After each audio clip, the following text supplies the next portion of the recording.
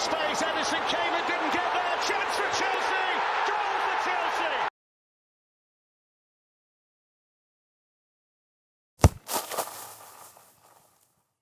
Now here's Gyökeres. Can he do better this time? Holds off the defender!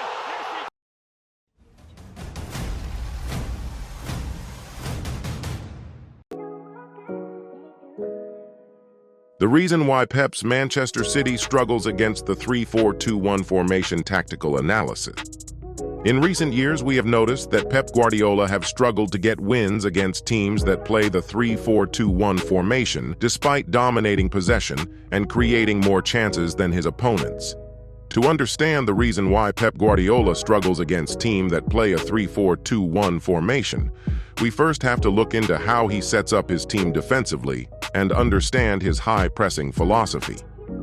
So Pep wants all three opposing center backs to be under control, and he wants to narrow the passing lanes to prevent the opponent playing through their pivots while maintaining cover for the front five players who are pressing. When the ball is in the center with Thiago Silva, the forward De Bruyne presses him to become the first defender. The two wingers, Sterling and Mahrez, have the role of second defenders. They move into advanced and balanced positions to limit their distances to the wide center backs, as Azpilicueta and Rudiger. At the same time, Manchester City attacking midfielders Bernardo and Foden mark Chelsea's central midfielders Conte and Jorginho.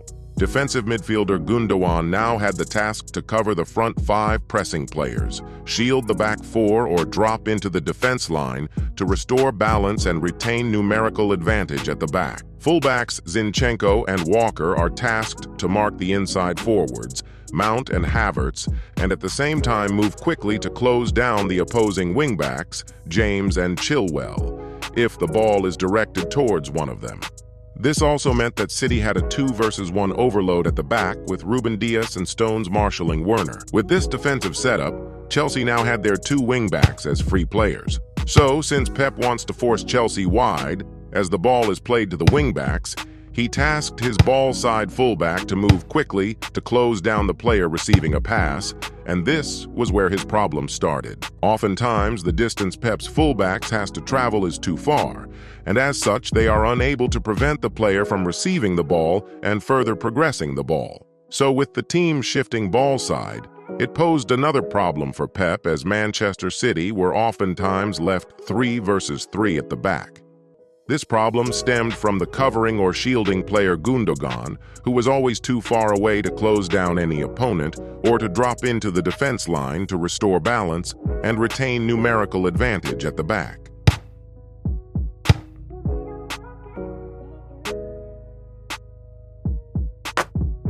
Notice how Walker leaves Mount to close down Chilwell, and again, Walker is late as Chilwell plays a one-time pass to Mount. Stones then comes across to close down Mount, and he too is late, so he holds his position. At the same time, Werner makes a diagonal run and drags Ruben Dias with him, clearing a passing lane for Mount to release Havertz on goal. Gundogan is again in no position to stop the pass or to defend his goal.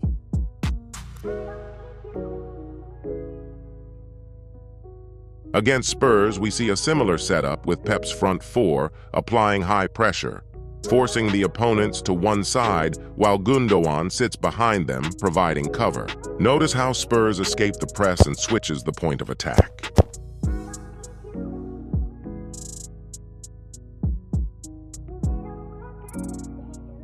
As the ball is played into the wide position to Sessegnon, Walker tries to close him down. Again, the distance Walker has to travel is too far to get close enough to prevent the ball playing forward. At the same time, Son is making a diagonal run, dragging the ball-side center backs out of position. In the build-up to Spurs' first goal, we see the same pattern. The ball is played wide, Walker is attracted, Son makes a diagonal run, dragging the ball-side center back, as well as the defensive midfielder Rodri with him, and the story continues with Gundogan is all by himself in open space, unable to help the team defend.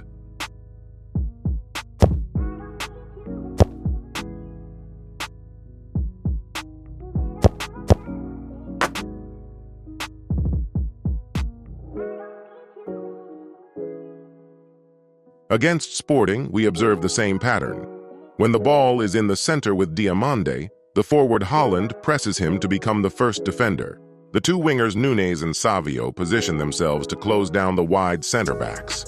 De Bast and Matthias. In midfield, Foden has the responsibility to cover both pivots, with Kovacic covering the front four.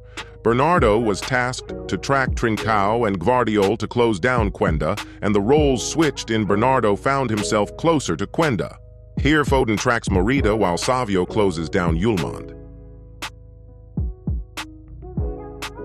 As the ball cycles to the other side of the field, Foden runs to close down the free Yulmand, while Nunes comes in to pick up Morita. In Sporting's first goal, Bernardo leaves Trincao to press Morita.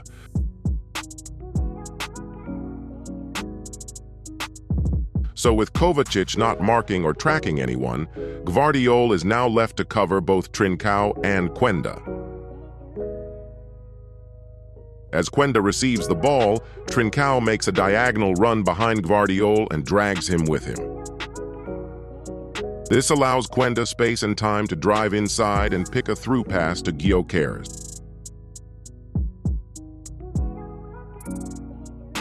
So the free man that Pep Guardiola has employed to cover his front four, provide screen for the back line or drop into the defense line to create balance and retain numerical advantage, has failed him.